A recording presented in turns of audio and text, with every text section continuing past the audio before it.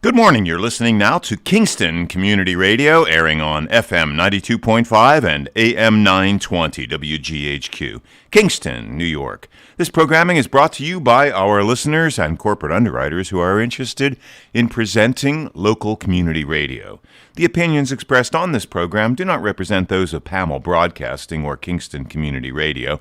Listeners are encouraged to send in $10 per month to help bring this program to you and mail your contributions to Kingston Community Radio, Post Office Box 4364, Kingston, New York, 12402.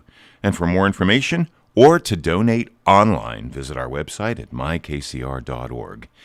And good morning, this is Dan Gatis, and thank you for sharing the morning with us, being early birds like us, and it is Monday, it's Friday, way Friday, July 16th, and 70 degrees now here in uptown Kingston, and a little bit about the weather through Sunday night.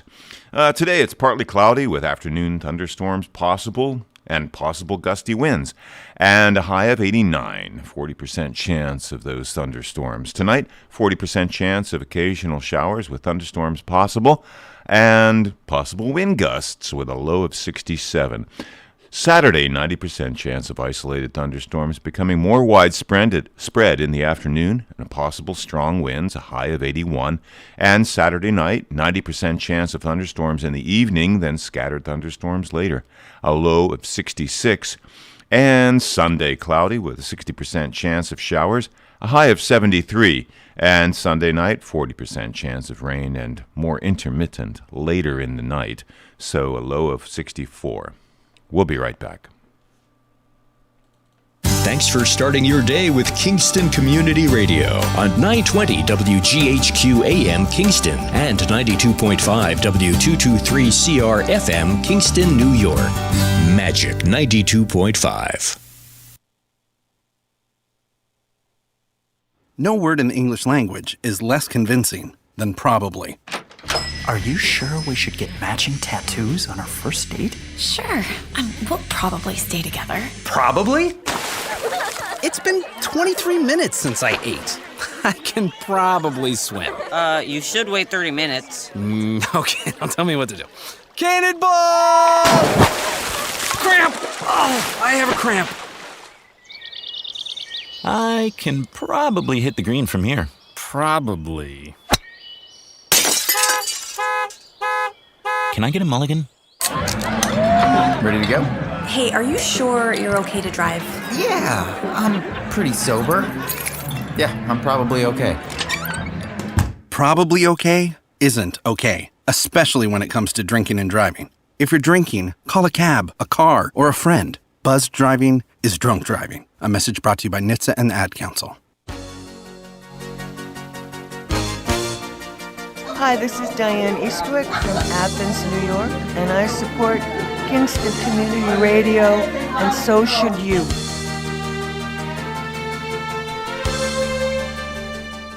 And we're back, and you're listening to KCR, Kingston Community Radio, WGHQ, 920 on your AM dial, and 92.5 FM, and also streaming online worldwide at mykcr.org. 845-331-9255 is your number. Please call in, 331-9255. And today is a fantastic Friday, and we are with Rick Remsnyder. And good morning, Rick. How are you? Great to be here, Dan. How are you? Top of the morning. I got you there, didn't I? Yes. Well, I'll tell you, that forecast seems like there's a lot of rain coming up. Can we shift that to the West Coast for all these people that need the rain? It's just these wildfires. I was watching them last night. Absolutely. It is so it's so wrong for us to have all this water, and they so need it in the West Coast. They so need it. It's depressing. Yeah, it is. But it is our Earth, and we got to take care of it. 100%. It's great to see you this morning. We have a fantastic lineup this morning. In about 5 minutes or so, we're going to have Gary Newkirk, who's the fair manager of the Ulster County Fair, talking about that. That'll be fantastic since Missed the fair last year. It's one of the hugest events in Ulster County. Then at 8 o'clock, we have Jess Davis coming in for the Ulster County Regional Chamber of Commerce, talking about all the great food there is to eat in the county. And then at 8:30 to 9, we have a lot of folks talking about the Emerson Resort and Spa Woodstock Open, which is one of the premier golf events in the county. So where's Lawrence today? Is he on vacation somewhere? He's on vacation, and I'm happily covering for him. Great. And he'll be back Monday. One thing about having you, Dan, I know I won't get in trouble with Lawrence because Lawrence, I love Lawrence. Every once in a while he throws me a question and I'm going, wait a minute, do we really want to go there? Oh, good. Okay, that's all right too. Yeah. broadens the spectrum. I have so much respect for Lawrence. How long has he and his mother have picked up the slack and running a radio station since the father passed away, Walter Maxwell? Do you know how long has he been involved with the station? Don't quote me on this. I'm not exactly sure of the date, but I think it's 2016. Since 2016. He's done a fantastic job. Oh, they have. They absolutely have kept this rowing and growing. Yes. And we keep rowing and growing. I'm glad you mentioned the call-in number. We'd love to have some callers today, 331-9255. Looks like it's going to be a hot one today, but we're wrapping up the show at 9. So we got a lot of time for people to call between 7 and 9. Anything you want to talk about. Being the former tourism director, I kind of like to talk about tourism and hospitality and all the great events in the county. And I'll tell you, before we went on the air, we were talking about how wonderful it is that things are opening up again. It is. It's extraordinary. It feels like such an incredible release to be able to go to a little event, a big event, a farmer's market, and be able to watch people talk. Yeah, right. Actually see who they are. Yeah, rather than just noticing their smiles with their eyes. Right. It's nice to see people again that we know. I got to tell you how many times, maybe it's just me, but I can't tell you how many times I walk by a person when they're wearing a mask, and then I got to do a double take and turn around and say, hey, is that Joe?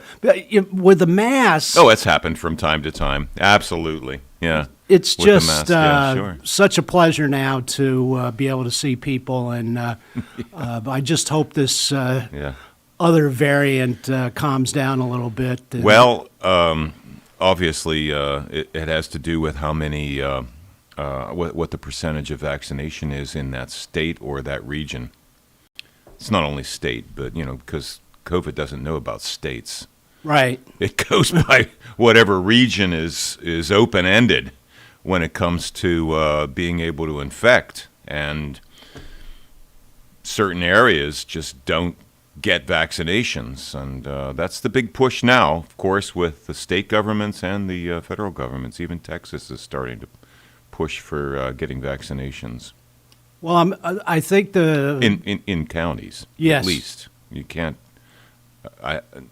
Florida, for instance, you can't really rely on the governor for encouraging vaccinations. Doesn't seem that way. I got to give a shout out to the leadership of the New York State and Ulster County. They've done a wonderful job with the vaccinations. I see 75% or close to 73%. Fully vaccinated people 18 and over, so I think that's fantastic. So I hope that continues to grow. Again, it's Rick Remsnyder, and we're here with Dan Gaddis. And we have a caller, and I'm knowing how punctual he is. I'm guessing this is Ulster County Fair Manager Gary Newkirk. Am I right on that, sir? You got it right, Rick, and you win a free ticket to the Ulster County Fair. Well, thank you very much. I may take you up on that. So it's great to talk to you again. because one of my favorite events for in the county when I was a tourism director for 15 years and before I was a tourism director was going to the Ulster County Fair, the New Paltz Fairgrounds. And last year, unfortunately, with a pandemic, you were not be able to do it. But this year, you're back. You must be tickled pink that the fair is happening again this year, Gary. Oh, it's such a relief to be able to get going again, see all of our old friends that we've made over the years that have come to the fair year after year, all of our concessionaires, entertainment people, everybody that's been so great with us over the years. We really miss seeing them last year. They've all kind of become family. So, well, I've said this many times, and I believe it, that the Ulster County Fair is one of the best run county fairs, not only in the state of New York, but throughout the country. You guys just make people feel welcome from the minute they walk into the fairgrounds. So talk about, you must talk to your staff, and, I know hospitality is a big part of the Ulster County Fair. Talk about how welcoming your staff is and the vendors and everybody that's involved with the fair. Well, we've really stressed for years with our vendors and everybody that we're here to have fun. If we can't have fun, there's no sense doing it. And as you know, the Ulster County Fair, we're run by a board of directors. So I have up to 21 bosses.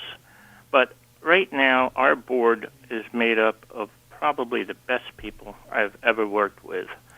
Everybody pitches in. Everybody helps. Everybody's there to do the work. They're not there just for the title. They're there to make the fair happen. And it just makes my job so much easier. And I really, really appreciate all of that support that I get. And you talk about, this is a county fair. We really try to keep this as old-fashioned county fair as we can. It gets more difficult every year with agriculture going away in the county. But we still stress that, and we work very closely with 4-H to have a venue for all of their activities. So it's just it's a great thing to be involved with. Well, let's talk about some of the things you got going this year. First of all, the Ulster County Fair this year is August 3rd through 8th. If anybody wants to check out the information, I think the easiest way is to go to the website. It's a real colorful website, ulstercountyfair.com. I know you kick things off every year on a Tuesday. Carload night, $50 per car. I used to live in New Paltz, and I could set my watch to about 3 or 3:30 on a Tuesday with a fair night when you have carload night. Talk about how popular that's been through the years. It's got to be extremely popular.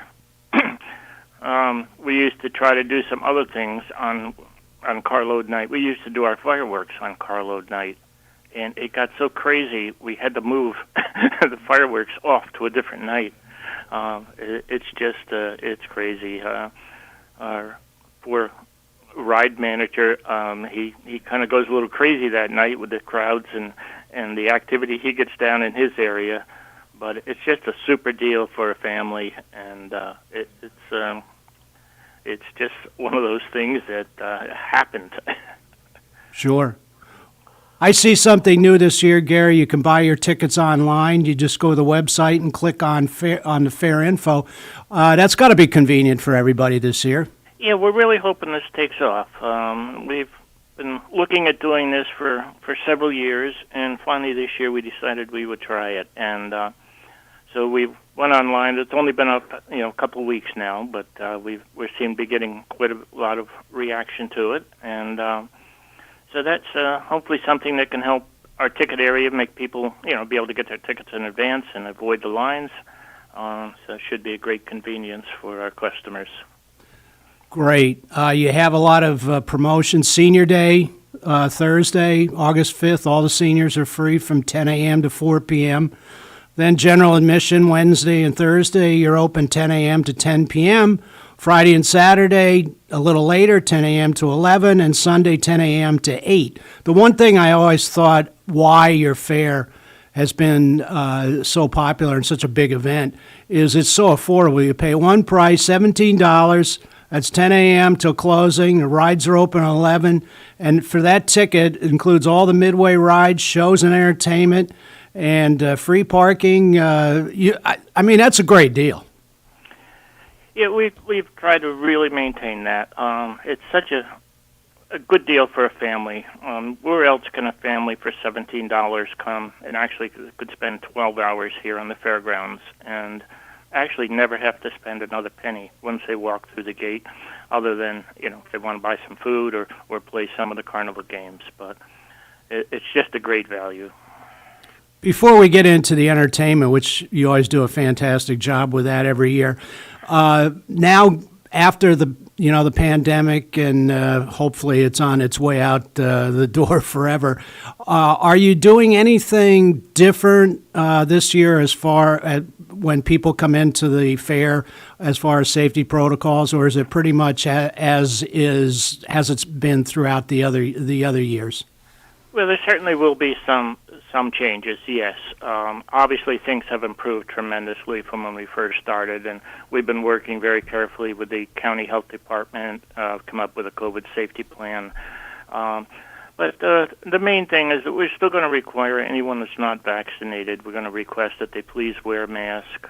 We're going to relay out the entertainment area differently this year. We're going to eliminate the bleachers, which would close, really close seating, and just have open seating and with chairs, and people can actually move and self-isolate however they feel comfortable. And so try not to jam people in there as much. We're looking at 4-H area is our major concern because most of these kids are under 12 years of age, and Cornell Cooperative Extension and 4-H have some requirements there. So we're looking very carefully in our 4-H barns and things like that to make sure our younger people are safe. But we're hoping that, like I say, things have opened up, and I think the fair will be as normal as we can make it. Gary, by the way, this is Rick Remsnyder with Gary Newkirk, the Ulster County Fair Manager. Anybody want to call in, 331-9255. Before I get into the entertainment, I love coming to the fair, but if I go more than once or twice, I feel like I'm going to gain 5 pounds with the fried dough, the milkshakes. Talk about all the food that you have there. It is really good stuff. Well, that's my biggest challenge of the fair. I try to hit each one of our food vendors, and it's tough. I mean, I do a good job at it, but and that's one thing I've missed. I mean, it's been 2 years since I've had a fried dough. I haven't had any cotton candy. I haven't had a sausage sandwich, open steak sandwich, all that good food. Blooming onions on the top of my list. Yeah. So, it's just fair food. I mean, all the surveys that are always taken at fairs, probably one of the biggest draw is fair food, believe it or not. I believe it. We used to, Ulster County Tourism, we used to have a booth out there, and we would man it 6 days a week. In the last couple of years, we didn't do that, but I never got tired of going, particularly to the Cornell Cooperative area there, nice air-conditioned venue, and the milkshake's popular, and a lot of great wholesome food. Let's talk about the entertainment this year. You have a real good lineup. I can't remember how many times you've had Neil McCoy, but I think I've seen him there at least twice. He's on Wednesday. Talk about how you're able to get Neil, who's like one of the top country pop artists over the last couple, 3-4 decades, right? Oh, yes. Yeah, this will actually be the third time we've had Neil. We started out kind of lost track of time, but it was about 23 years ago was the first time Neil was here. And the first time we had Neil, he had just made it big. It was one of those things. He was kind of a no-name when we booked him, and was very popular when he actually came into the fair. And then roughly 20 years later, it was like 3 or 4 years ago, we had Neil back, and he just put on such a phenomenal show. And we decided to bring him back again. Well, he's really a terrific performer. I was like I said, I've seen Neil a couple times at the Ulster County Fair. I was actually out in Louisville for some golf tournament or something when I used to be a PGA, covered the PGA Tour, and Neil was performing out there, and he's got so much energy. That's what I really like about him. But talk about the rest of your entertainment. You have some really, and like you've done through the years, like you said, you brought in somebody like Neil, who really wasn't a big star at that point, but you've done this through the years where you've brought in, I don't want to say guys, people that they're not that familiar with, but then they really turn out to be really big. Talk about some of the other great performers you have this year. Well, we're going to start out Tuesday night from a name that a lot of people are going to recognize here in the Hudson Valley, and that's Daryl McGill. Daryl is coming back with his new band, which is called Sass and Brass. And if you remember, originally was the Big Smoothies. Absolutely. So we are really looking forward to having Daryl back on Tuesday night. And, of course, we've talked about Neil on Wednesday night. Thursday night, we have Emily Ann Roberts. People that watch The Voice will recognize that name. She is just fantastic. Can't wait to hear her here at the fair. And then Friday night, we'll have the Swan Brothers, another very popular group. Saturday, I'm really excited about. It's called the Roots and Boots Tour. But that night, you're going to get 3 for the price of 1. The Roots and Boots Tour consists of Aaron Tippin, Sammy Kershaw, and Colin Ray. So you get to hear all 3 of them. And then on Sunday, we're going to close out with Exile. Sounds like a terrific lineup. I don't know if it was 2018 or 19.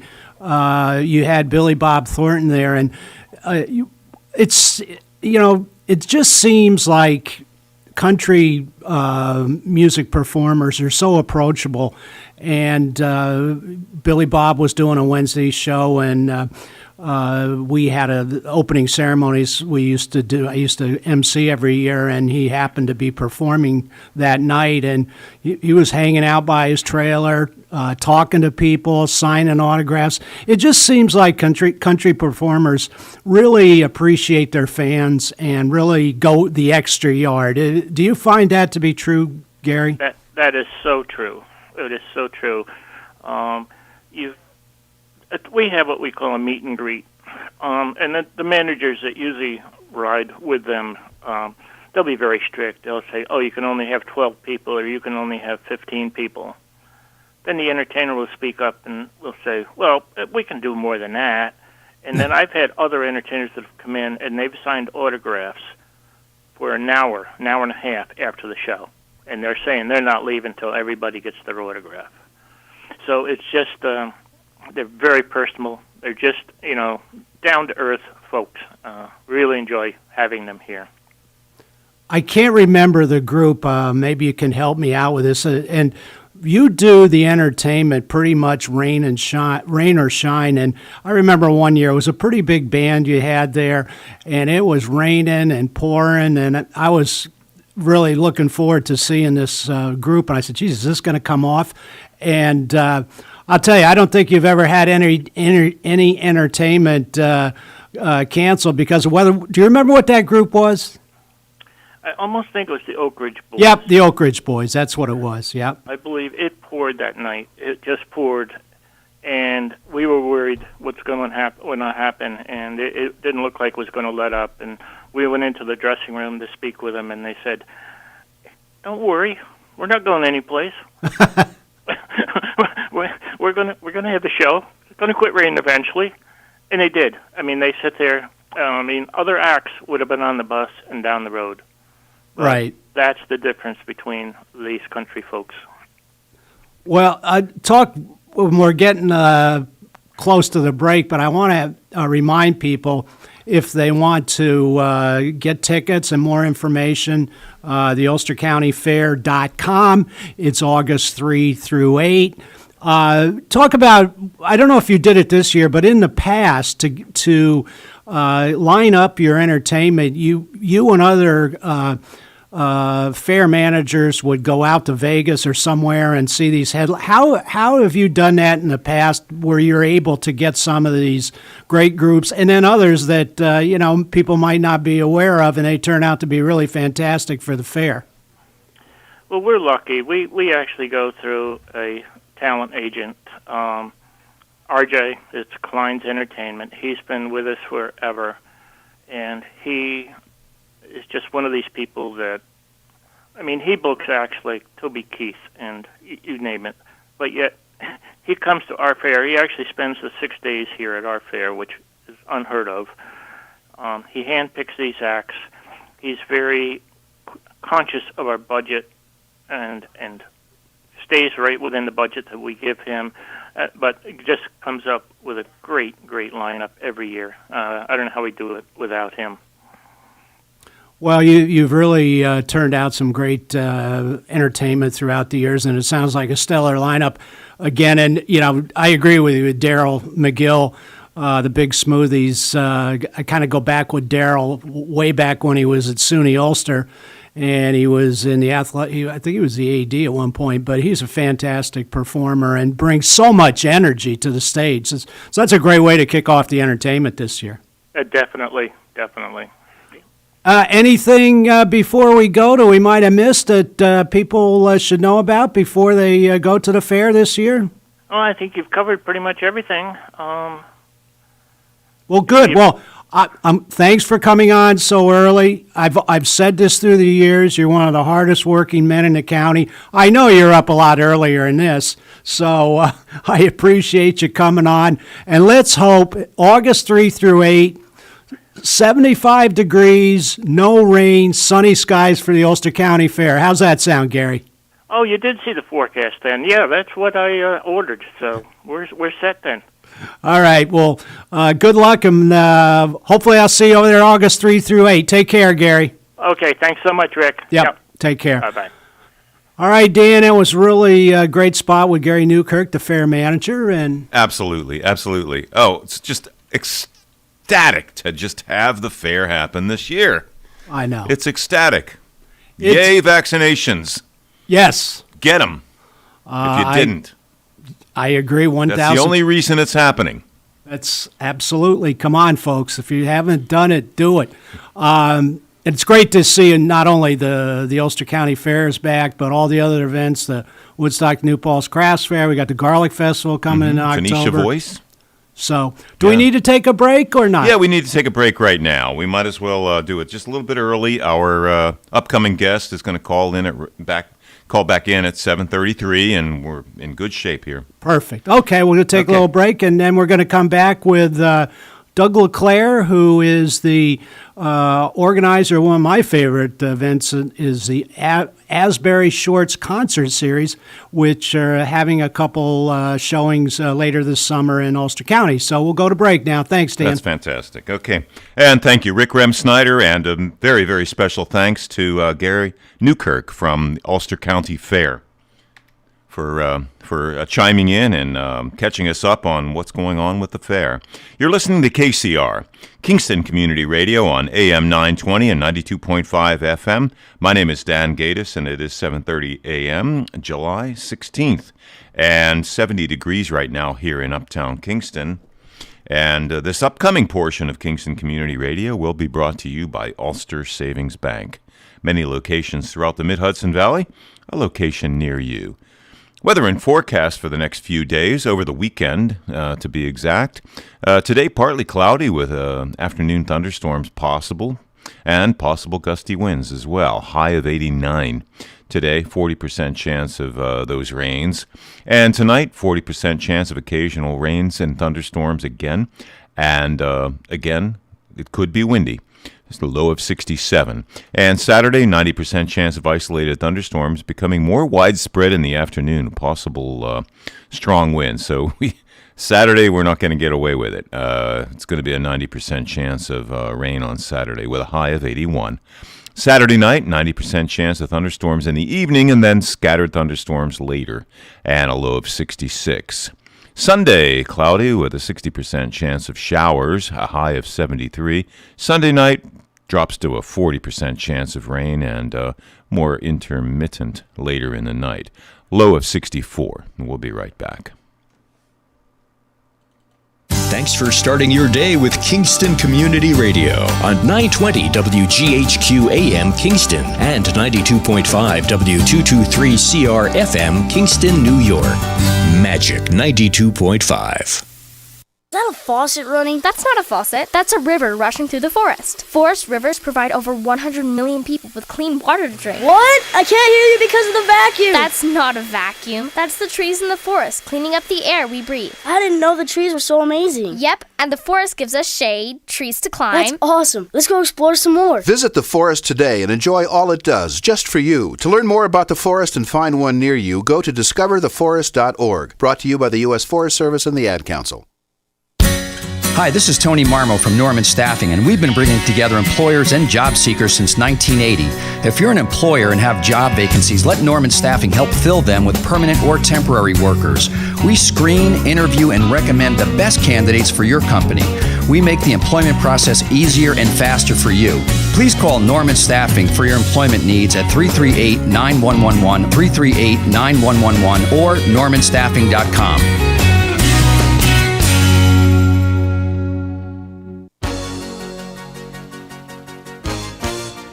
Hi, this is Cameron Rylands from Kingston, and I support Kingston Community Radio because it's informative.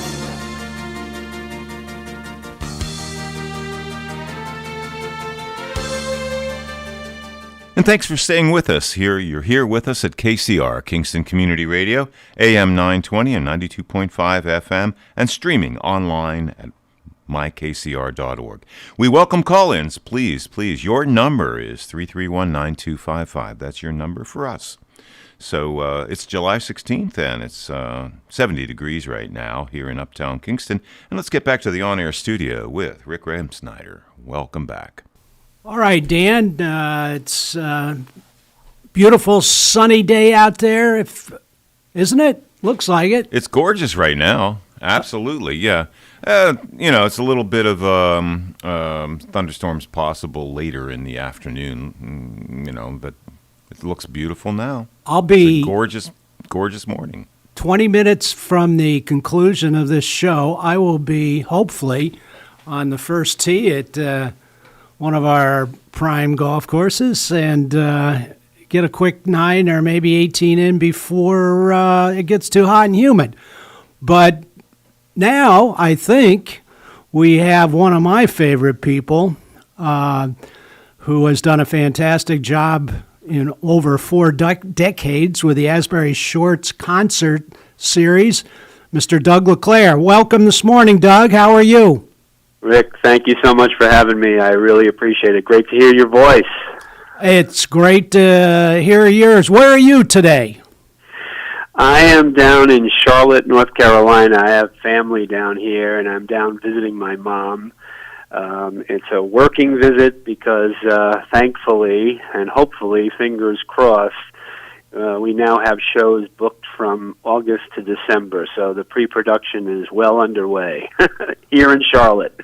Well, that's fantastic. We had Gary Newkirk just on, who is the fair manager of the Ulster County Fair and was one of my favorite events to go to and promote when I was a tourism director. But you know that through the years, 10 or 11 years, working with you with the Asbury Shorts, it was one of the highlights of the summer.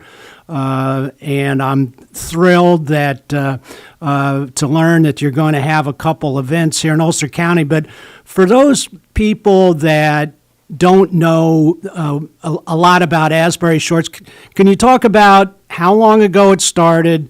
And I've always had to make sure that people know this is not a contest or anything. It's just a concert series.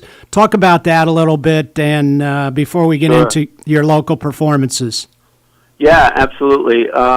We are a sort of touring, multi off, and I can't get enough offs in there. Broadway show of short films, and of course we're not on Broadway, but we're more of an entertainment event than we are an actual standard film festival.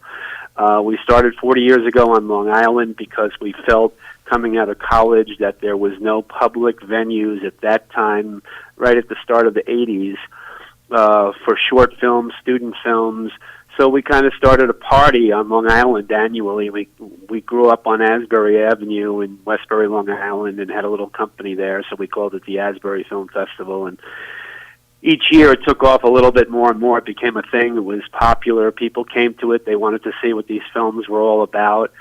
And we moved into Manhattan in the late 80s, and it really took off. And what it is, essentially, is a fast-paced, fun evening or afternoon of specifically chosen short films that have won awards at festivals all over the world. We don't give awards. We don't have panel discussions. We have a tagline that says we'd rather have malaria than do a Q&A. But it took off sort of in the early 2000s as a touring event, and the mission became, let's bring this show to folks in the world that don't regularly attend film festivals or would even think about seeking out seeing short films on their own, and that's really most of the population. So we provide audiences in the different cities where we go with an evening of 10, 12 globally honored short films, comedy, drama, animation, all in one sitting, so they get kind of an overview of the short film world. Well, the selection that you show, and you obviously change it up a lot, but it can run the gamut from, side-splitting comedy to kind of the heavy drama. Talk about the mix of how you decide for certain shows what you're going to feature for each one of them. Yeah, absolutely. Depending on when we're getting to that venue, by the way, it's come down to where we do the show in art house cinemas or art museums or performing arts centers. It's been quite an array of tour stops over the years. So we have to think about, what is the audience in this particular venue? How have we been there before? How many years have we been there in our choice and selections of the films? But I guess the only thing that we'd ever pat ourselves on the back about, and I really can't reach back there, so I don't do it a lot, is how we program the show. Now, you've sat through a number of them as one of our most terrific supporters, and it's all about the programming to us and keeping it interesting and fast-paced. Like you said, a comedy, drama, animation. We have to sit down and talk about, will this comedy work in Act 1? Will it work butted up to this dramatic film? And also, it goes into the year that the film was produced. Most film festivals around the world, and believe me, there's one on every street corner now, they have a restriction on the year when the film's to be made so that they premiere them, or they're less than 2 years on the docket, or less than 2 years since they've been shot. We don't have that restriction because the beauty of award-winning short films is most of the folks in the world have not seen these films. They don't go to YouTube. They don't go to Vimeo, or Film Freeway, where there's a source for that. So we pride ourselves on the fact that if you come to our show tonight, you might see a wonderful comedy from Belgium from 2001. Now, that might be followed by a Sundance dramatic short film that won at Sundance 5 years ago or 2 years ago, and then the one after that might revert back to 1999, and that might be an animated film that won the Oscar. So it's the eclectic programming that I think has put us on the map and kept us around so long without being arrested. Yeah, that's a good way to put it. And this is Rick Remsnyder with Doug LeClaire, the Asbury Shorts concerts. He's rather humble, but he's also a really glib and entertaining host when he does these. He's a fun guy, so it's always nice to go to the show and see Doug introducing the films. Let's talk about how you got started here in Ulster County. I remember first meeting you probably 11, 12 years ago. We met at the Rosendale Theater. The director there, Ann Citron, and you and I were talking. I think at that point, you'd already had one show, but we'll talk about how you picked Rosendale and how you got started in Ulster County for the first time. Sure. My two founding partners of the then called Asbury Film Festival in Long Island were fellow graduates of the Communication Arts Program at the New York Institute of Technology in Old Westbury on Long Island. One was Michael Sanchez, who today works as a union sound technician on major TV shows and movies, and the other is Ray Preziosi, who is an accomplished cinematographer all these years and is a Rosendale resident who, with his wife Carol, are actually very active in the volunteer fire department there and in surrounding areas. I think they're actually the fire commissioners of Rosendale. But it was Ray that introduced me to the Rosendale Theater, and the first year which we fell in love with immediately. It's like the perfect venue for what we do. And when we first did the show there, it was owned for like forever, decades and decades, by a family ownership there, and we had a really cool, fun first year and wanted to come back, and we had heard that the place was sold to the Rosendale Theater Collective, a really cool, great group of people who understood independent filmmaking, and that's what they've made their trajectory of this theater over the years. It's so, so many different cool events go on there prior to the pandemic and now throughout virtually. It's just kind of the perfect, venue for us, just the right seating size. The folks there can't be more accommodating. Ann Citron has been so welcoming over the years, and then, of course, meeting you, Rick, and bringing Ulster Tourism on board was just the icing on the cake, and we can never thank you enough for that. It's just been a great combination up to about 2020 when, everybody took a nosedive. But I hope we're going to be able to bring the 40th anniversary show back to the Rosendale Theater next year. We've had discussions about it, and we would certainly love to come back. Yes, I'd love to see that happen, and I know you kind of kept the streak alive in Hudson Valley last year.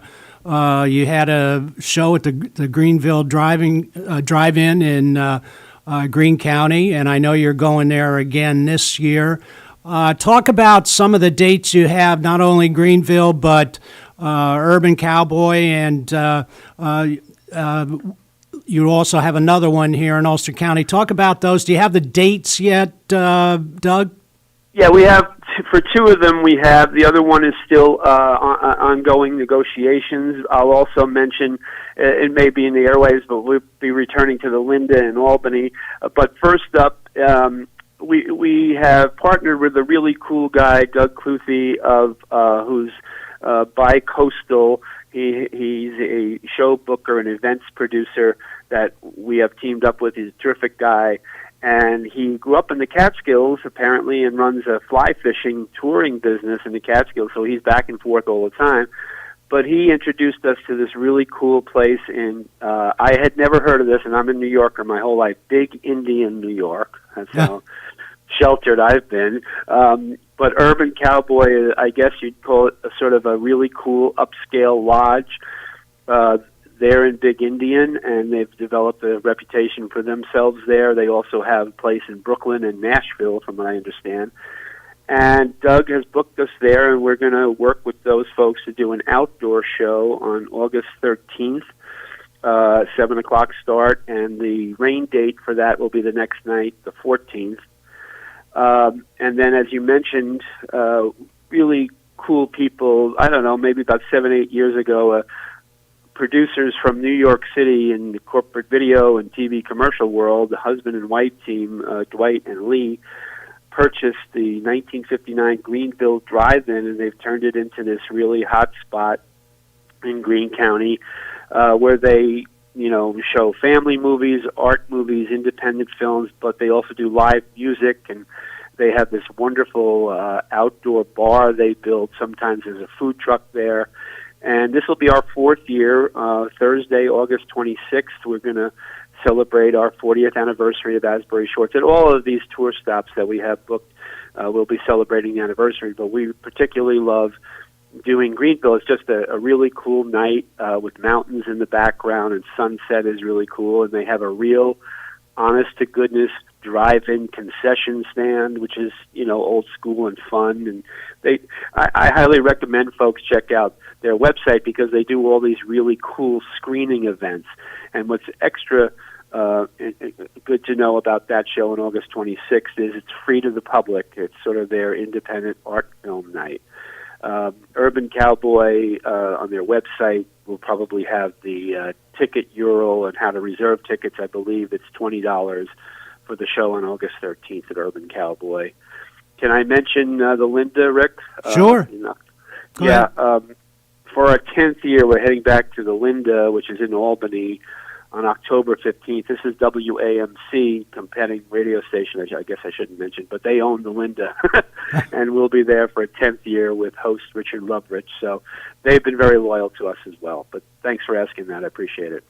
Well, for the ticket price, whatever it is, $15, $20, whatever you charge at the different venues, I got to tell you, it's 2 hours of really fast-paced entertainment. And I got to be honest, the first time I was approached by Ann Citron, who does a fantastic job at the Rosendale Theater. She says, "Yeah, I'm bringing in this gentleman, and he's going to bring a bunch of short films, and we're wondering if you're interested in sponsoring." And I said, "Well, I don't know, but let me meet him first." But you sold me.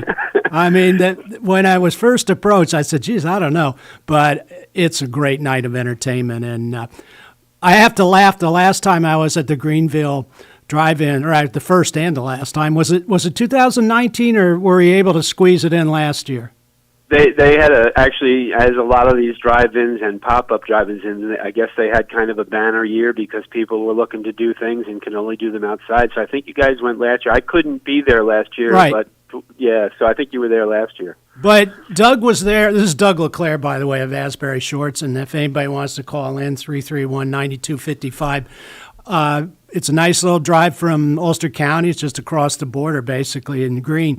And so I showed up the drive-in. You're absolutely right about the old school concession stand. I'll vouch for the hot dogs, the popcorn, the whole 9 yards. But the funny thing was, Doug couldn't make it because he's all over the country with these shows. But they had his drink of choice on display there. I don't remember whether it was coffee or something a little stronger, but I thought that was pretty cool. You were there in spirit. Absolutely, yes. That was really cool of Dwight Grimm, the owner, to do that. And there's this sort of fable that I use Starbucks as an office, which I do all over the place until, of course, the pandemic hit. So I have like 35 different Starbucks in New York City, Metro New York, all the boroughs where I prefer to sit and work than in a stuffy office. And so the drink was and I always post it on Facebook that I'm in a different Starbucks office working. And so the drink was a cocktail with some sort of coffee ingredient and a Starbucks name. So it was very cool of them to do that. And it's indicative of the support that we get at all these theaters, Rick. Our biggest show of the year every year is held in Punta Gorda, Florida, on the West Coast near Sarasota, near Fort Myers. We get like 850 people. It's just like the community there. It'll be the 8th year next March, has embraced what this is, and the word spreads, and the welcome that we get at these these different theaters and museums is sometimes overwhelming and keeps us in business, obviously, but it's also more than that. It's an emotional connection to the returning folks that come back. You see these faces once a year. You see the technicians you work with and the projectionist once a year, but it's like a reunion every time.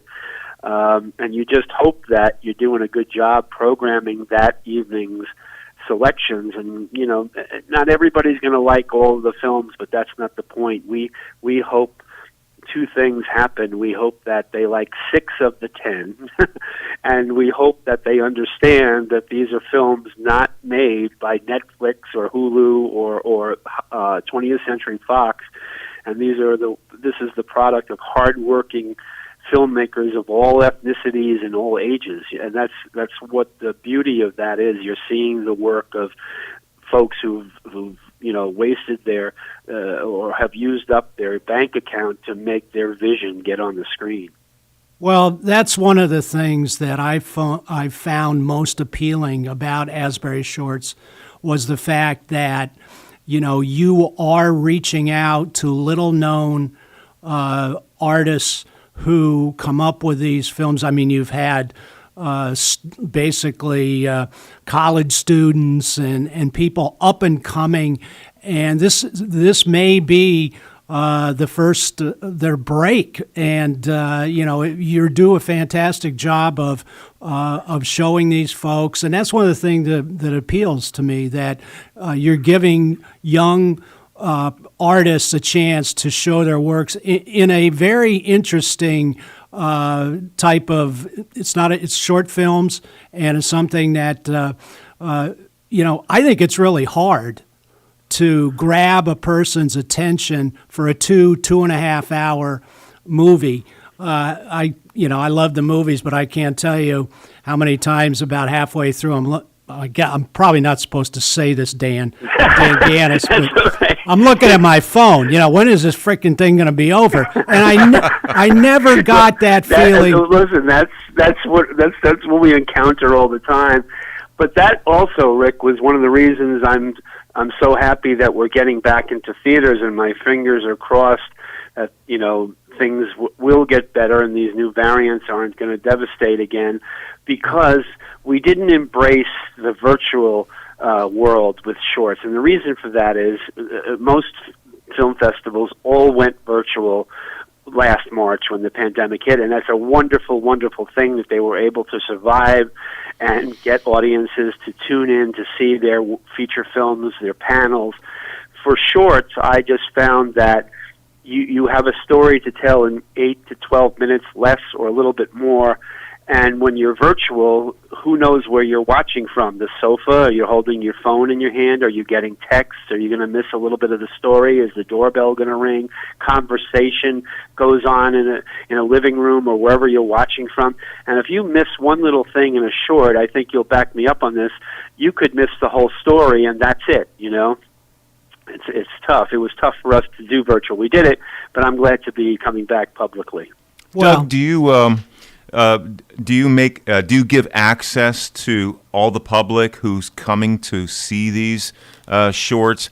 Do you give them access to the filmmakers that made it? If we're approached after the show and asked about certain things, we'll provide information. It's a give and take between us and the filmmakers of what we're allowed to do, what their permission is, the music rights, and all the stuff that goes into their independent production that just consumed their life for 2 years. Yes, because I would say that a lot of watchers might be very much kind of scouting. Oh, absolutely, yeah. There's a really cool site called Film Festival Organizers. I think it's on Facebook, and the dialogue that goes back and forth, especially during the height of the pandemic, between the directors of film festivals and the programmers asking questions of each other. How do you do this? What films are you showing next week? Can you tell me about a good comedy? What virtual program have you used? The dialogue was so incredibly interesting because we consider ourselves out of the festival world. We're not part of that because we're more of a sort of a roving entertainment event, but it was interesting to see how these festivals were adapting to not being able to be in a theater. And what rose out of that, to answer your question, was many different sites that show short films. And so when people ask, I kind of direct them to digital sites like Short of the Week or Vimeo, and they can then learn more about short films if they didn't know anything about it. Most of our audience, though, comes to our show and they enjoy it, and we love that. We have a great rapport. Then they go on with their lives, and they may not think about short films again till we come back. You know what I mean? Mm-hmm. It's like, we're their annual source, and they trust us that, we're going to provide them with a dozen award winners tonight. Right. They trust your curatorial skills.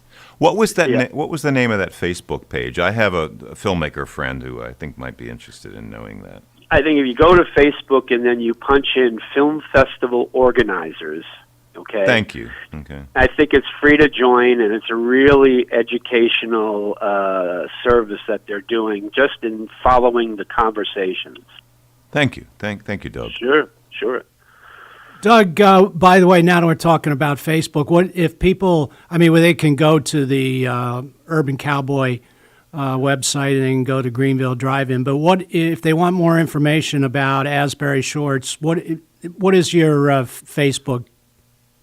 Also, I just want to say that right now we are on our website is now that we've booked all these shows through December, we are renovating our website, which will be available, I hope, by next week, and that's going to be AsburyShortsUSA.org, AsburyShortsUSA.org. Good. The Facebook page is facebook.com/Asbury Shorts NYC. Oh, okay, good. We have a few minutes left, Doug. Just talk about, through the years, we've all, I don't know how many of your shows I've seen, 10, 15 maybe, and we all have our favorites. Is there a couple that throughout the years that are old standbys that people ask for repeatedly that you like to show? Yeah, there's a few out there. I think there's the one Tangi Argentini, which you may remember, which is about a gentleman that has to learn the tango in 2 weeks because he's met the love of his life online. It was an Oscar nominee. I think it was from Belgium. People love that one a lot. My personal favorite, as you know, Rick, is The Bloody Olive, which is a black and white noir spoof from the Netherlands, which is three people who spend 13 minutes killing each other in the same apartment and they just won't die. Yeah. I think if you asked a lot of our longtime fans, they'll say the animated short from Germany, Bob the Hamster, you may remember Bob. Sure. Is a big favorite. And then for right now, which is in our current show, I have a favorite filmmaker myself over the years. His name is Fabrice Brock from France. And we've played a number of his films over the years, including a Little World for a Big World. He has a new film out called Burqa City, which is a 20-minute comedy. We've been playing it in a couple of the shows prior to the pandemic went over well. We're going to feature that in most of the shows coming up, especially the ones we mentioned. And also, I just want to mention also that not everywhere we go do we get the support like we've gotten in Ulster County and the Hudson Valley area, especially from you, sir, and your days in Ulster tourism. It's been quite an alliance. It's been so welcoming. You couldn't have been more supportive every year than possible. We have valued this friendship, like you said, 10, 11 years, and hopefully it will continue into the future. Well, that's very kind of you, Doug. It was my pleasure. Hopefully my successor, Lisa Berger, who was formerly my deputy, will carry that on. And before we go, give me those dates again for the Albany and the Greenville and the Urban Cowboy shows so people can get ready to go to those shows. Sure. Friday, August 13th, an outdoor show at Urban Cowboy in Big Indian, New York. with the rain date as the next night, the 14th. Thursday, August 26th, free to the public, the Greenville Drive-In and Route 32 in Greene County, Greenville, New York. And then in October, we're at the Linda Theater in Central Avenue in Albany, our 10th year there. Wonderful place. We'll be working with them again on Friday, October 15th, and their website will have all the info, WAMC, the Linda. So those are the three area shows at the time, and I appreciate you letting me plug it a little bit. Well, you're a true professional. You do a fantastic job. Arts are such an important part of our culture, and there's no one individual that I've come across that has been involved in such a worthy project over 40 years. Right, not quite 40 years. Let's not date you. You're coming up on the 40th year, right? I don't know if you remember that news story, Wonderkind 4-year-old starts film festival. That's right. That's you. That wasn't me. No, it was, 1980, and we didn't count last year, so we're calling this the 40th anniversary, and we'll carry it over into 2022 because we're already booking shows then. So appreciate you asking about that. Thank you. All right, Doug, it's been a pleasure. I look forward to seeing you in a month or so in Ulster County, and stay well, my friend. Thanks for everything, Rick. All the best to you. Take care. Thank you. Okay. All right, Dan, I think we're time for a break, and then we'll come back with some more guests. Okay, thank you, Rick Remsnyder, and a very, very special thanks to Doug LeClaire of Asbury Shorts. And you're with us here at KCR, Kingston Community Radio, AM 920 and 92.5 FM, and streaming online at mykcr.org. It's Friday, July 16th, and 72 degrees now here in uptown Kingston, and a little bit of weather throughout the weekend here. Today, partly cloudy with afternoon thunderstorms possible. Gusty winds, we got a 40% chance of thunderstorms today with a high of 89. Tonight, 40% chance of occasional showers, thunderstorms possible. Possible gusty winds again, and a low of 67 overnight. Saturday, 90% chance of isolated thunderstorms becoming more widespread in the afternoon. Possible strong winds with a high of 81 on Saturday. Saturday night, 90% chance of thunderstorms in the evening, then scattered thunderstorms later. A low of 66. Sunday, cloudy with a 60% chance of showers. A high of 73. Sunday night, 40% chance of rain and more intermittent later in the night. A low of 64 for Sunday night. For starting your day with Kingston Community Radio on 920 WGHQ AM Kingston and 92.5 W223CR FM Kingston, New York. Magic 92.5. Okay, forest animals, kids are coming to the forest, and it's up to us to make their visit a good one. Sparrow, have you practiced the most popular bird songs for the year? Of course.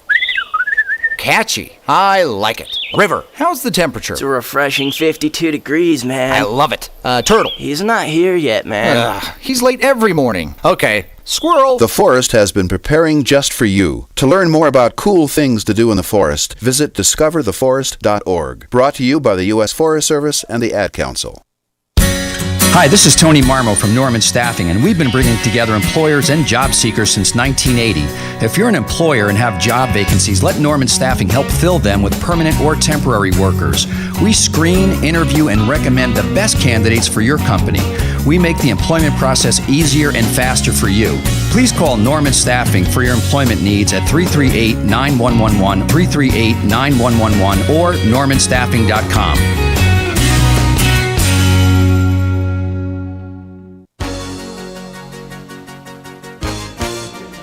Hi, I'm Paula Strang, and I support Kingston Community Radio, and so should you. And we're back. Thank you for being with us here at KCR, Kingston Community Radio, AM 920 and 92.5 FM. It's July 16th, 72 degrees right now here on this Friday, this fantastic Friday. And last portion of Kingston Community Radio was brought to you by Ulster Savings Bank. Many locations throughout the Mid-Hudson Valley, one near you. And this upcoming portion of Kingston Community Radio is brought to you by the Friends of Kevin Cahill. And as a strong advocate of local broadcasting, Assemblymember Cahill urges you to support Kingston Community Radio with your time and donations. Your contributions keep KCR vital and on the air at FM 92.5, AM 920, and on the web at mykcr.org. Join Assemblymember Cahill and send your gifts of $10, $25, or more to Kingston Community Radio, Post Office Box 4364, Kingston, New York 12402. Together, keeping KCR alive. Now let's get back to the on-air studio with Rick Remsnyder and our new guest. Welcome back. Thanks, Dan. We have Jess Davis here from Ulster Regional Chamber. How are you? Good morning, Rick. Good morning, Kingston community. That's a good way to do it. I like that. Before we get in talking to Jess about a bunch of things, I have a couple birthdays here, which I'm happy to announce. Today, Friday, July 16th. Can you believe we're almost halfway through July? Hard to believe. We have a happy birthday for Jean Salmons, the mail carrier for Ulster Park, New York. And this is coming from her husband, Scott. And also, so there's only one birthday for Friday. So the birthday winner of the famous cow pie is Jean Salmons, who's courtesy of Boyce Dairy Milk House and Kingston Community Radio. Also, we don't have any for Saturday, but we do have one for Sunday. And I might get in trouble with this one because it's... You want to take a stab at that, Jess? We're going to put you to work right away. Oh, it's Helen Antonovich. Very good. You knew... Do you know her? Happy birthday. No, but 89 years. Good going. And this is... Good going. She did a much better job on that pronunciation than I would have. I got news for you. Okay. And it's from your friends at the Hurley Pearlers. So, Helen, since you're the only person the birthday submitted for Sunday, you are also the winner of the famous cow pie from Boyce Dairy Milk House and Kingston Community Radio. So congratulations to Jean and Helen. So we took care of that piece of business. Thank you, Jess. So, march on down to O'Neill Street and get your cow pie from Boyce Dairy Milk House. You gotta love voices, right? And it's the summer season. I got to be honest with you. I mentioned this on the show a couple months ago. I've been by Boyce Dairy about 5 million times. Never stopped. I got to do. You never sat on the cow? Never stopped. Never sat on the cow. They've got the best ice cream cakes, you know. They've got the fudge in there and the crumbles, and it's like a Kingston staple. If you want to ask about food, Jess is the go-to person. We're going to get into that a little bit later, though. But so thank you for coming in. Kudos. Thank you for having me. Oh, Ward Todd, your boss, is one of my... Well, I don't throw this around lightly. One of my all-time favorite people. Ward and I go back. We're not going to mention a number of years. He was a radio guy. Might have been WKY. Might have been another radio station. He was a news guy. I was a cub reporter at the Daily Freeman, and we would see each other at these meetings. And whatever number of decades it is, we're not going to mention. I've been good friends with Ward, and when I first came in as a tourism director, couldn't have had a person more supportive than Ward Todd. So I'm going to say he's great, and I know you love working for him. He's the best human. Honestly, today is my 2-year anniversary at the Ulster Chamber, and he just sent me a message saying he's on vacation this week, just saying we have to celebrate, and it's just gone by so incredibly fast and yet seems so long with the pandemic, but it sort of all has just unfolded into this beautiful thing, and it's a blessing to work for him and by his side and have earned his trust. Does he have a few ideas or what? Oh my gosh, it's the commute, Rick. You know about that commute, right? Oh, I know, yeah. So he rides on Route 28 and looks at the beauty around him, and he thinks about how we can share this beauty that we have with everyone around us. And so he'll show up on a Monday, and it's like he's full of energy and full of ideas. So you're right. Well, he's an early riser, too. So I know, Ward, if you really want to get somebody on a 7 o'clock call, a 6 o'clock call, he's available. But let's talk about what's going on with the Chamber. I know you have a lot of big things going on coming up, so let's talk about that a little bit. We do. So our very first in-person mixer in 18 months is coming up. And so it's on next Monday, July 26th. We are hosting it at Keegan Ales, and it's sort of going to be a celebration of Tommy Keegan's life. We're going to be outside under a pavilion with live entertainment and inside, so lots of space, lots of open air, and we're starting to see lots of people register to attend, so I expect it to be a sold-out event. Year and a half since you've had a live mixer. February 27th, 2020, we were at Diamond Mills. We were shoulder to shoulder. I don't think we could have fit many more people in the tavern there. And but we're back. We're going back to it, and we are super thrilled. We did have a couple of in-person business card exchanges, and they were fantastic. Well attended? Or? Very, yep. People are dying to get out and mix now, right? And it's so good to see the faces. It's like the smiles and the handshakes again. And, you know, there's some people who are still keeping their social distance, and that's okay too. You know, it just all works out. It's very appropriate that your first one is back as Keegan Ales, and as everybody in the community knows of Tommy Keegan, what a great guy he was. When we did a video when I was at Ulster Tourism about craft beverages, I told Tommy he was the star of the video because he's so outgoing. He was a wonderful person. Whenever you needed anything, all you needed to do was get a hold of Tommy, and I'm sure you feel the same way. Yeah, you know, I remember being at a mixer, and the location didn't realize they had to have beer and wine.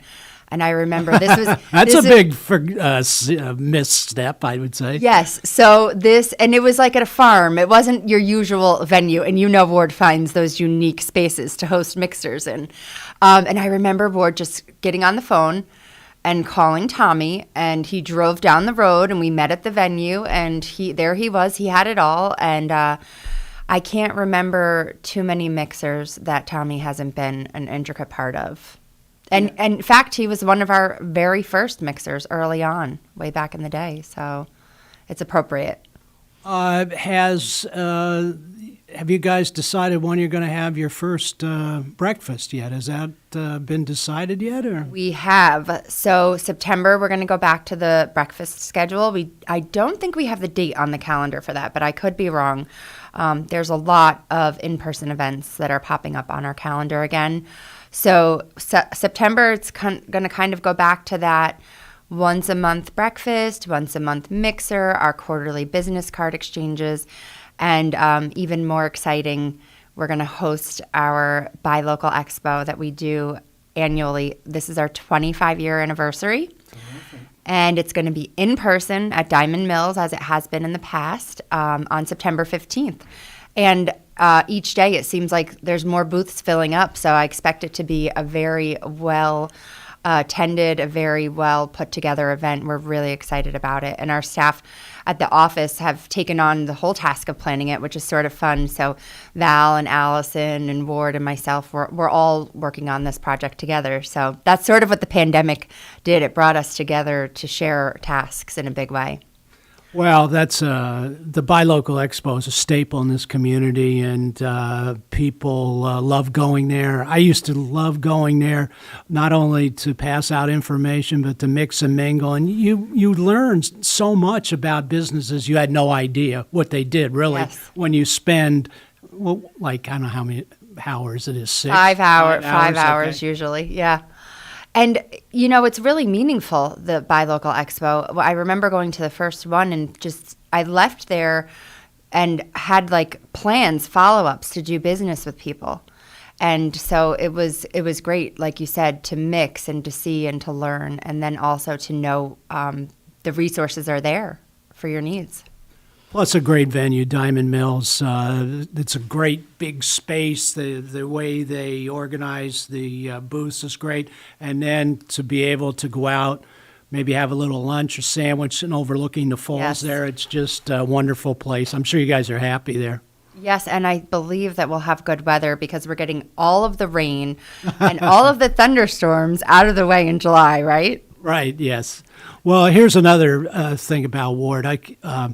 When I came in, 15 years ago in Buy Local Expo, I said, we'd love to have a booth there, and if you could put us in a nice location, it would be nice location. You guys are Ulster County Tourism. You're going to be right next to us at the entrance. I mean, that's just was so nice, and I always appreciated that. Yeah, he makes good calls on things. And, when I think about that space and being inside Diamond Mills at the expo, there's not really a bad spot in there, That's true. Yep. Because, of course, people want to be front and center, and are some premier booths, but everybody that attends that event seems to really want to meet all of the businesses and organizations that are there and learn about them. So in my experience, spending the whole 5 hours there and plus probably, which feels like a long day, yeah, is that people really just mix throughout the entire room. And even I remember Botini was like in a corner, but they were giving out candy, and their booth was constantly full. And so I just don't think there's a bad spot, of course, at the door, yeah. Because we're usually giving away some fun stuff, and Diamond Mills is up there, and it's just, you kind of walk into the celebration right there. Well, it's a great event. And what's the date again? September 15th. Okay, at Diamond Mills. Folks, please check that out. I know, by the way, this is Jess Davis from Ulster County Regional Chamber of Commerce. This is Rick Remsnyder. If you want to call, we'll be happy to answer anything you want. 331-9255. What was that signal you just gave me, Dan? Nothing? Just please call. Okay, then. Yeah, we want to hear from you. I just saw I didn't know what that was. Let's talk about the Business Recognition Awards and all that. Yes, so that is October 21st. I'm going by my memory, so. Wait till you get to be my age. That's a dangerous thing Rick, to do. I'm getting there, and I have so much going on in my calendar that I've learned to not quote myself. I'm like, let me double check that. Right. But yes, so we are taking nominations for local businesses. So let me just get the categories. I didn't know we were going to go right to that one, but I have it right here. So the nomination form, we are recognizing the Entrepreneur Business of the Year, the Business of the Year, the Small Business of the Year, the Tourism or Hospitality Business of the Year. One that I truly love, the Commitment to the Community Not-for-Profit Award, the Heritage Award, which is multiple generations with a family business, our Future, the Emerging Young Leader of the Year Award.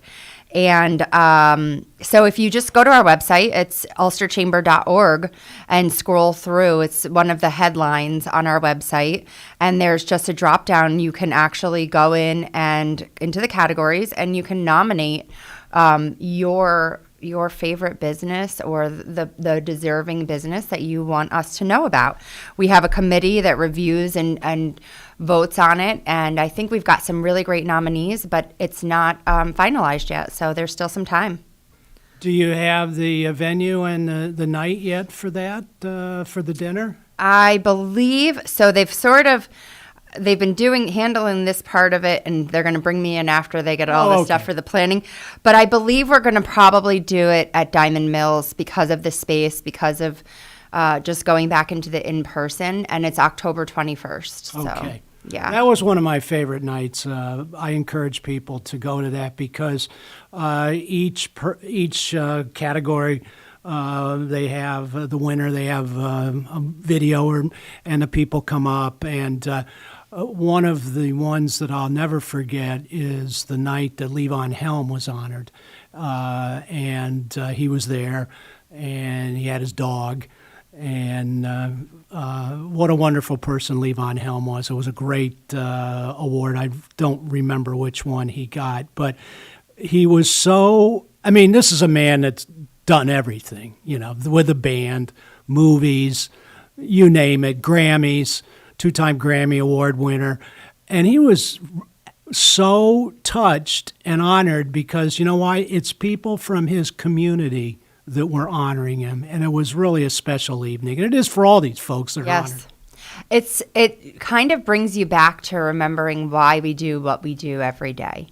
And it really is a celebration of community. It's a celebration of perseverance, a celebration of what we have here in our area. And so I love to attend that event. Yeah, it's fun. I've got to know Jess first when she and the Chamber did an unbelievable job during the pandemic when people really needed the help, when you began doing the Ulster Eateries. And you promoted all the restaurants. It was a fantastic job in the county of when people really needed the help. So talk about how that got started and what a success it was. Sure. So actually, it's interesting. We didn't really plan for it to be a long-term thing. We had a member reach out to us that said, what can you do on social media to help us? It was a newer restaurant, and I always share her story. It's Linda Bradford from Stonehouse Accord, which is a fabulous place to visit. And so she emailed Ward, and Ward came to my office, and he said, what do you think? And I said, well, we could do a Facebook group because now indoor dining is shut down. And so the restaurants were like apprehensive as to where they were going. Were they going to shut down entirely? How were they going to pivot and move forward? They had inventory, they had food. So I said we could do, a group where we could invite them to come in and tell our community, this is curbside, this is the days we're going to be open, this is what we're serving on our menu. And so it was like the end of the day. And he said, all right, go ahead and do it. And I said, but one thing, I think we should include the entire restaurant community, even, outside of our membership. And he said, okay, give me a minute. So he came back down and he said, the board approved it, go for it. So we set up this group. And, I just invited my friends. And I asked everyone in the office, just invite your friends. And within, what seemed like hours, we had hundreds of people that had joined the group. And then by later that week, we had in the thousands. And I think it was really the community response because everyone didn't really know what was going on. We all need to eat. Most of us love to eat.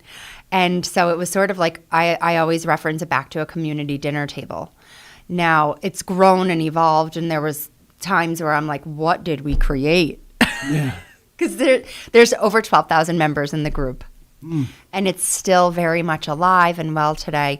And so Ward always has really good ideas, like you should go out and show people what the inside of the restaurant looks like, or let's go take pictures, or let's do this. And so, that's how it evolved into Just Delicious at a time when this past January, there was another spike in COVID and people were just not going out.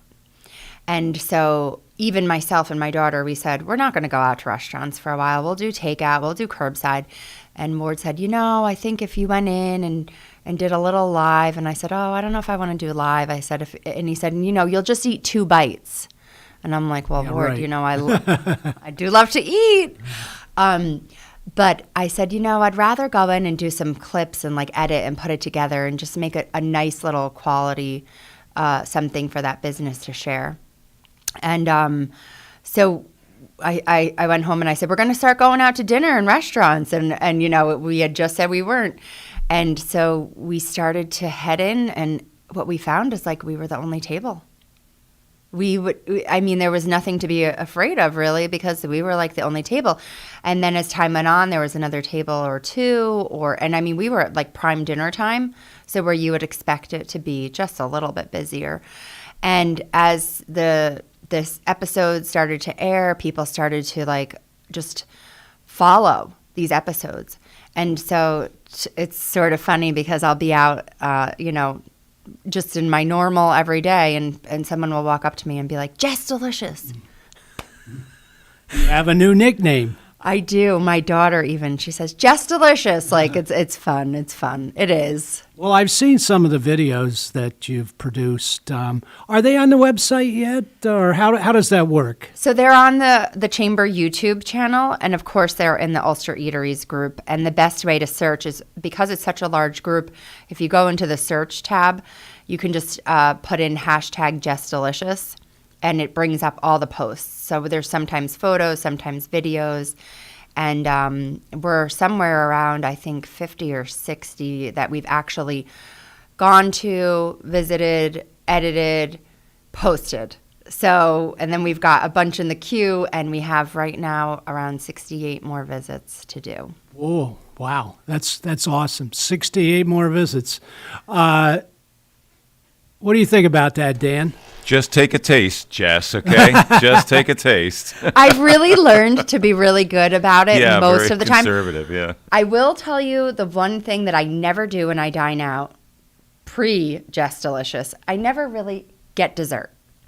Because by the time you have maybe an appetizer, a salad, your dish, you're just too full for dessert. But on Jess Delicious, you always have dessert. You always taste it. You always try it. So I've become a big dessert eater. Yeah, a lot of diners really actually attenuate what they're getting for their first couple courses, because they have the plan. Yes. That this restaurant has the best desserts in creation, and I'm going to get one of those. So they get their soup and salad, or an appetizer instead of an entree, so that they can get their dessert. Yes. I just get the dessert to go. It's no big deal, it's right? It's smart, Rick. There you go. You can do that too. Yeah. Yeah.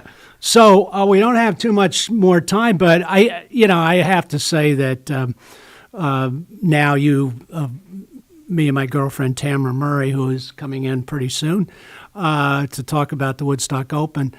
The Emerson Resort and Spa Woodstock Open, before I get into trouble. But our guest is planning on calling right in at 8:33. 8:33. Yeah, right after the break, and he'll be in too. Good. On the phone. But what I was going to say was, you're the go-to person as far as restaurant recommendations now. So, is there one out-of-the-way spot that people may not know about yet, fairly new, that you would recommend? Oh, boy. I know I'm putting you on the spot here, but Jess Delicious, she endorses all these places, but I'm just putting her on the spot for one. Well, because, we're out there, and we're out there to talk about the good. And so there, of course, the restaurants put their best foot forward, I believe. But sometimes I just spring it on them and show up a day, after I've let them know. It's so hard to pin it down to one. Well, a couple then. So I visited Creekside Bar and Bistro in Rosendale. Okay. And I thought it was sort of like a sports bar. As you drive by and you look. And when I walked in the doors, I couldn't believe how beautiful, immaculate. Never been there. The food was delicious. It's bright. It's open. The bar is gorgeous, and the owners, Vaughn and Rishma, are wonderful people. So that was one that was really a pleasant surprise, and we've been back a couple of times. Is that on the main street, or is it a little bit out of town? It's right before the bridge on the left-hand side, where that little strip mall is. Oh, okay, yeah, okay. Yep. I know where that is. The Creekside View. One that was one I hadn't gone to because it's just such a little bit of a ride is Peekamoose. And that's in Big Indian, and a lot, basically everything there is house-made incredible. Of course, I would be remiss if I didn't say that I had a fantastic day at Emerson Resort and Spa, and they really put out all the stops. And so there you'd have to choose, either you're going to have to spend the day and get a spa treatment and enjoy the spa bites and spa sips on the deck. It's incredible, like the best mango bruschetta ever. Or you stay and you hang out at Wood Notes Grill, which they've moved up on the property to the Catamount, which and again, breathtaking views, and the food was exquisite. But you don't need to even leave Ulster County. You really don't, because we've got so much here in our own backyard, and we have some of the best food that I've ever had. So thanks for having me on today, Rick. Well, it's been a pleasure. Jess Davis, better known as Jess Delicious. She's going to be a regular host, Dan, or a regular guest once a month. And we've already cleared this with her boss, Lord Todd, so we appreciate that. He gave us the blessing. Yes, he did. So anyway, great seeing you. We're going to go to a break, and we'll look forward to seeing you next month and we could talk about more restaurants. So, I can't wait. All right, thanks, Jess. And we're going to go to a break, and then we'll have some folks talking about the Emerson Resort and Spa Woodstock Open. Thank you, Rick Remsnyder, and a very, very special thanks to Jess Davis, Just Delicious, and that's Ulster County Regional Chamber of Commerce. You're with us here at KCR, Kingston Community Radio, AM 920 and 92.5 FM, and streaming online at mykcr.org. It's Friday, July 16th, 72 degrees here in Uptown Kingston. This programming has been brought to you by the Friends of Kevin Cahill. As a strong advocate of local broadcasting, Assemblymember Cahill urges you to support Kingston Community Radio with your time and donations. Your contributions keep KCR vital and on the air at 92.5 FM and AM 920 and on the web at mykcr.org. Join Assemblymember Cahill and send your gifts of $10, $25 or more to Kingston Community Radio, Post Office Box 4364, Kingston, New York 12402. Together, keeping KCR alive. Weather and forecast one more time for Kingston and the surrounding areas over the weekend. Today, partly cloudy with afternoon thunderstorms possible and possible gusty winds, a high of 89. And that's a 40% chance of rain. And tonight, 40% chance of occasional showers and thunderstorms possible and possible gusty winds, a low of 67. And Saturday, 90% chance of isolated thunderstorms becoming more widespread in the afternoon. That's a 90% chance, so we're not getting away from that. Possible strong winds as well. A high of 81. Saturday night, 90% chance of thunderstorms in the evening and then scattered thunderstorms later. A low of 66. And then Sunday, cloudy with a 60% chance of showers. A high of 73. And Sunday night, 40% chance of rain and more intermittent later in the night. Low of 64. We'll be right back. Thanks for starting your day with Kingston Community Radio on 920 WGHQ AM Kingston and 92.5 W223CR FM Kingston, New York. Magic 92.5. Thanks for starting your day with Kingston Community Radio on Imagine being fired because of who you love. Imagine being denied medical treatment because of who you marry. Imagine being evicted because of who you are. Millions of Americans don't have to imagine this. They have to live it. Because in 30 states, it's legal to discriminate against LGBT people. Get the facts at beyondido.org. Brought to you by the Gill Foundation and the Ad Council. Hey, Dad, your prescription will be ready in just a minute. Hey, Dad, your laundry will be ready in just a minute. Dad, your lunch will be ready in just a minute. Hey, honey, why don't you take a minute? When you help care for a loved one, you give them as much time as you can. But it's just as important to take time for yourself. AARP can help. Find free care guides to support you and your loved one at aarp.org/caregiving. That's aarp.org/caregiving. Brought to you by AARP and the Ad Council. Hi, this is Tony Marmo from Norman Staffing, and we've been bringing together employers and job seekers since 1980. If you're an employer and have job vacancies, let Norman Staffing help fill them with permanent or temporary workers. We screen, interview, and recommend the best candidates for your company. We make the employment process easier and faster for you. Please call Norman Staffing for your employment needs at 338-9111, 338-9111, or normanstaffing.com.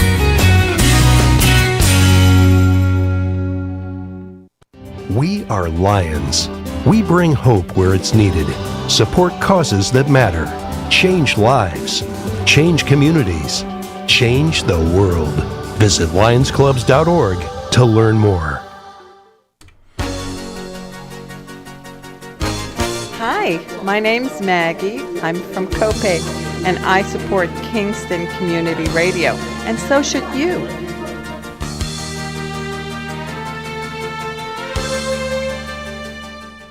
You're with us here at KCR, Kingston Community Radio, AM 920 and 92.5 FM, and streaming online at mykcr.org. KCR is talk radio.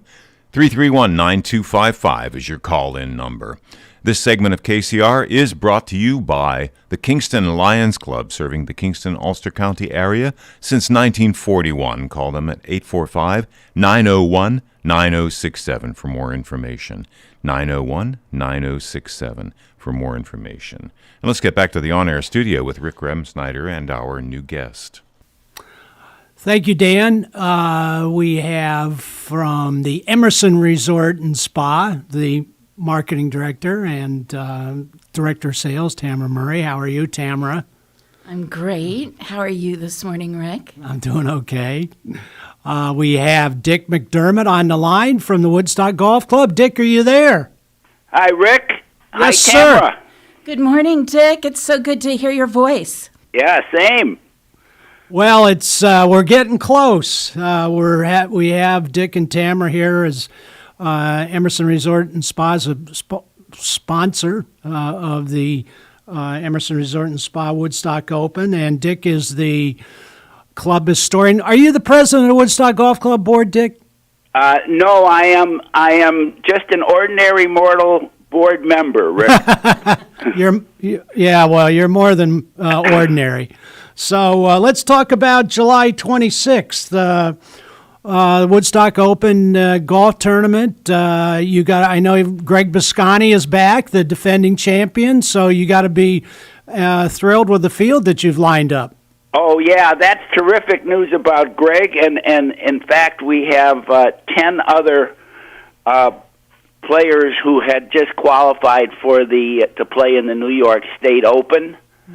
Among them are some of the players that might be sort of considered the dark horses, if I may put it that way. Sure. Michael Shine from the Albany area, who was runner-up last year. Jesse Steele, our left-handed player, so our version of Phil Mickelson. Daryl Kessner is also coming, and he's going to be playing with Dave Fusco and Mark Brown in our Stellar Senior division as well. Those are three great players, those guys. Yeah, and I don't want to obviously I don't want to overlook the two Woodstock entrants. Justin Lane, our club member, and as an amateur won the tournament in 2019, and just finished, I think, in the top 4 of the amateurs in the New York State Open. And Chris Sanger, our head professional, who won the event while he was an assistant at Red Hook in 2014.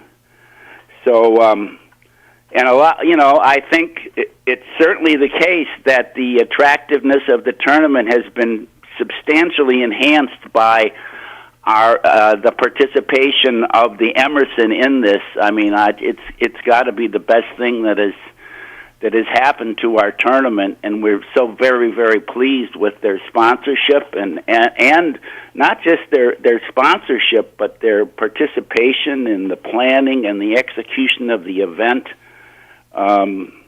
It's something that I think it's no coincidence that we have the quality of field that we have. That's so nice of you to say, Dick. I mean, we've enjoyed our partnership so much over the years, and we're just so proud to be involved in such a terrific event for the county. Rick, I also wanted to say, speaking of the county, I think, as I'm sure you know, golf itself is thriving in Ulster County. Thank heaven Wiltwyck, designed by Robert Trent Jones, was saved and is thriving. Twofskill is doing very, very well. Of course, designed, the evidence strongly suggests, by Tillinghast, the designer of Wingfoot and Baltusrol. So I think things are going great in Ulster County for golf.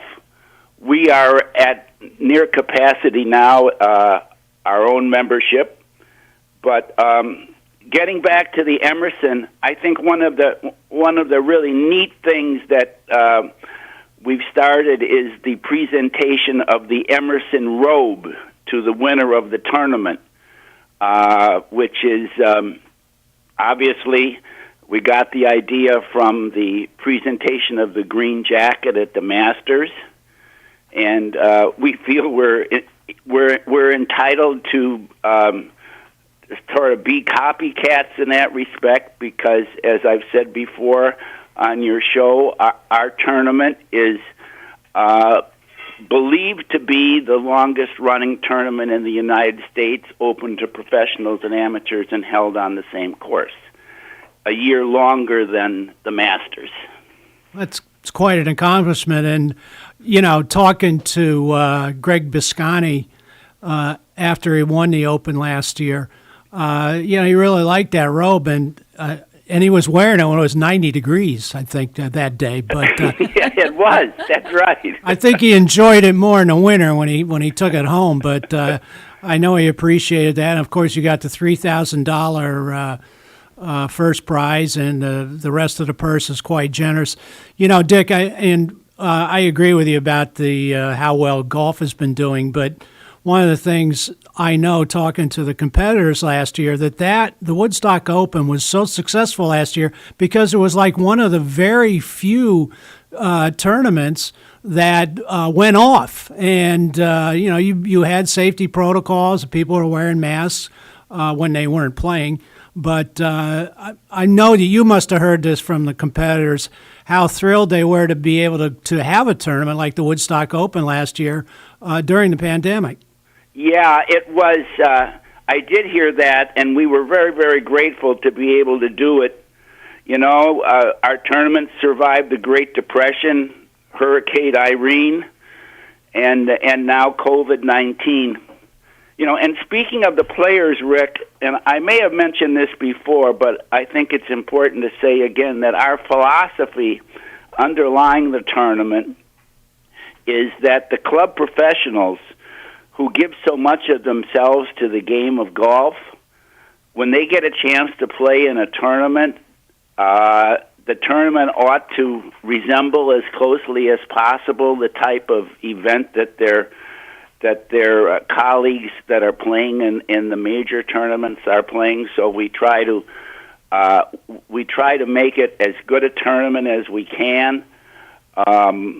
We down to the fact that I just ordered a number of Titleist practice balls that we'll be setting up on our range. It's a somewhat abbreviated range, but it's a nice one nevertheless. We have special flags for the tournament, and we do everything we can to sort of repay the club professionals and the dedicated amateurs that come every year. And we just want to make it as nice an experience as they're certainly entitled to have. Well, you've done a great job through the years, Dick. You go back and you see that the fields have included former Masters champions Gene Sarazen and Doug Ford, but it's always been, to me, the premier professional and amateur combined golf tournament in Ulster County through the years, going way back to when Charlie Tiano, the late Charlie Tiano, was involved with the Woodstock Open. But, the golf course, let's talk about that a little bit.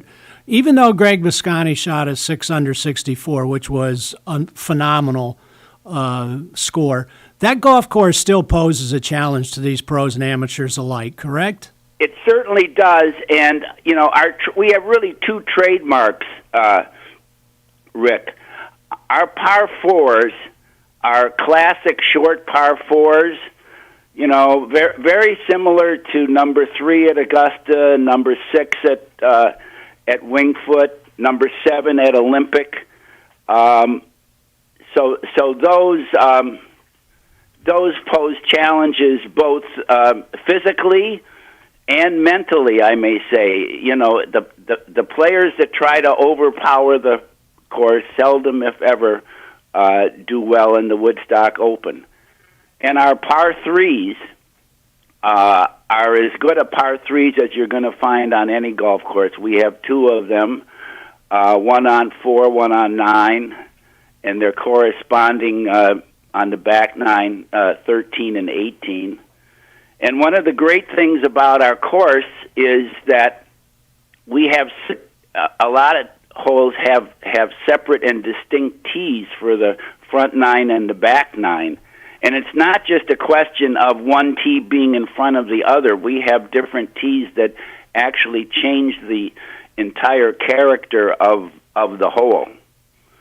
And as I like to say, the tournament, down the stretch, the tournament is generally always decided on our version of Amen Corner, 16, 17, and 18. 16 is a very tight, sharply dog-legged par 4 to a well-trapped green that sits dangerously close to the Sauk Hill Creek. 17 is a drivable par 4, which, as we spoke before, Greg eagled on his way to winning last, and 18 is another classic, well-trapped, and well-designed par 3. And we do end on a par 3. I was thinking about this morning. But, you know, Congressional itself, it's a little unusual to end on a par 3, but Congressional, as I recall, ends on a par 3 also, Rick, in Washington, D.C.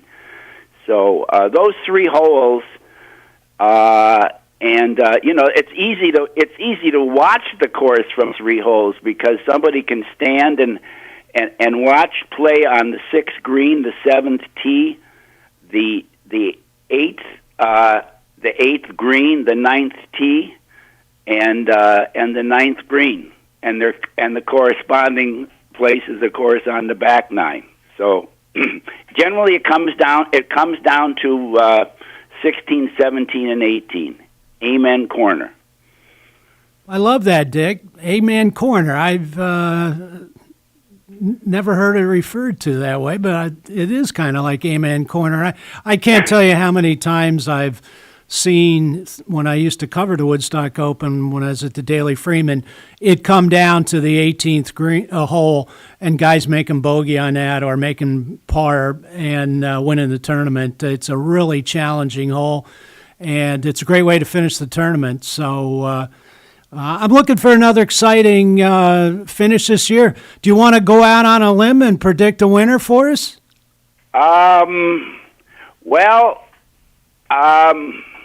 Yes, I will. Good. I like Justin Lane. He's a terrific young player. He just graduated from Binghamton University. He's a very fine young man.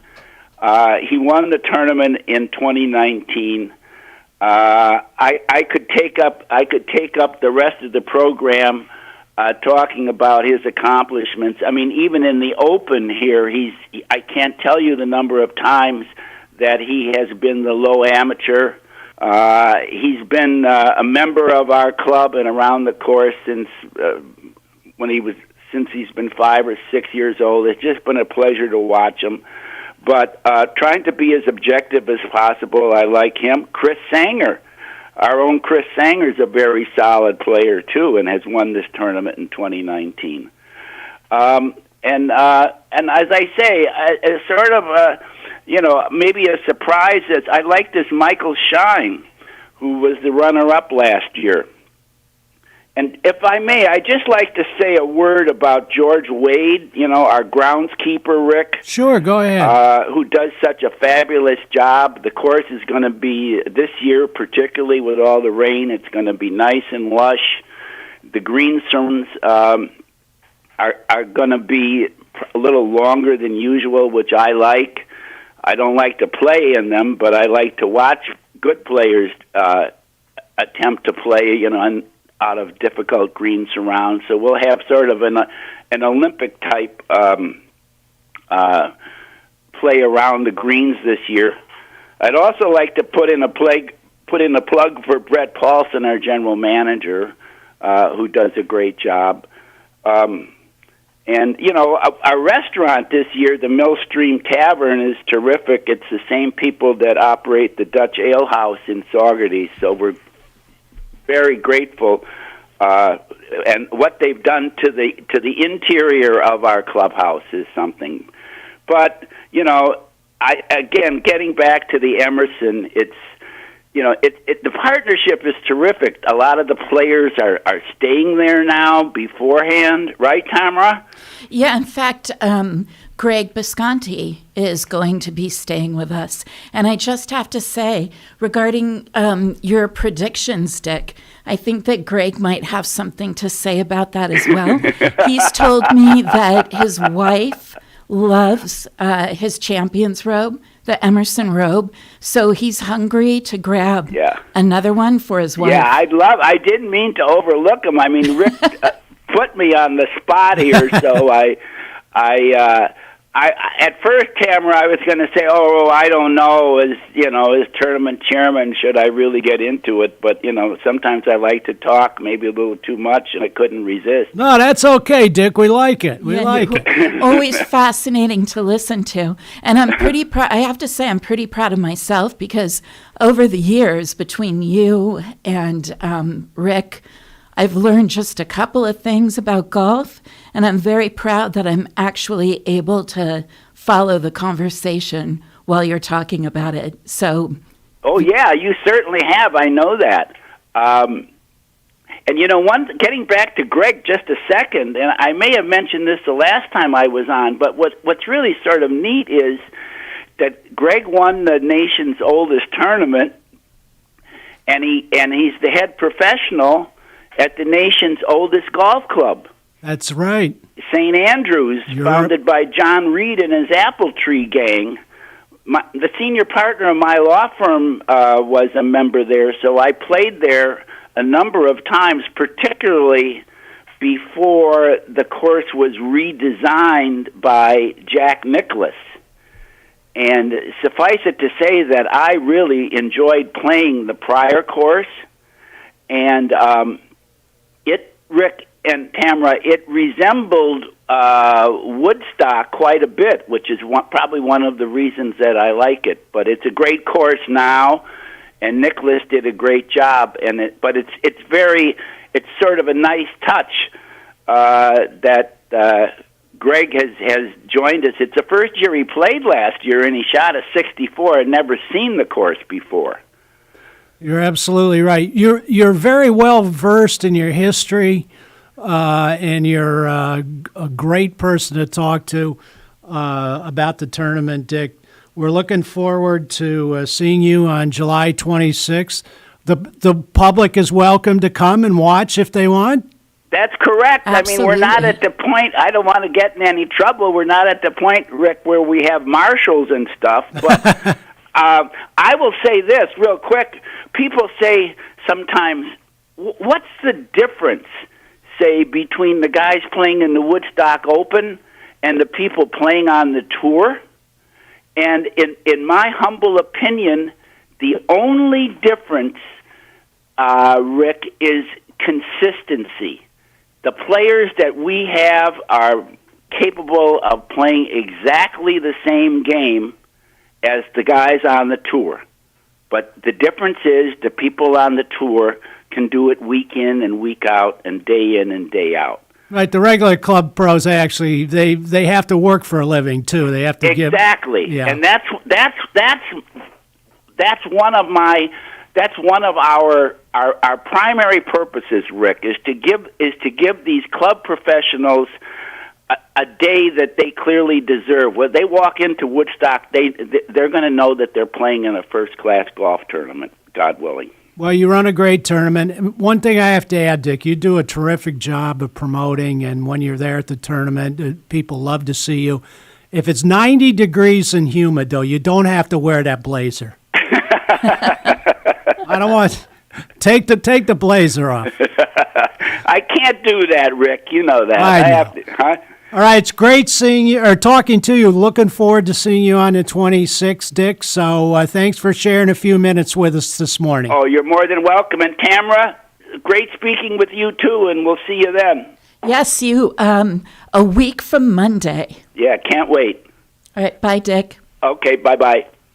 Well, he's such a class guy, Dick McDermott, and he does a wonderful job.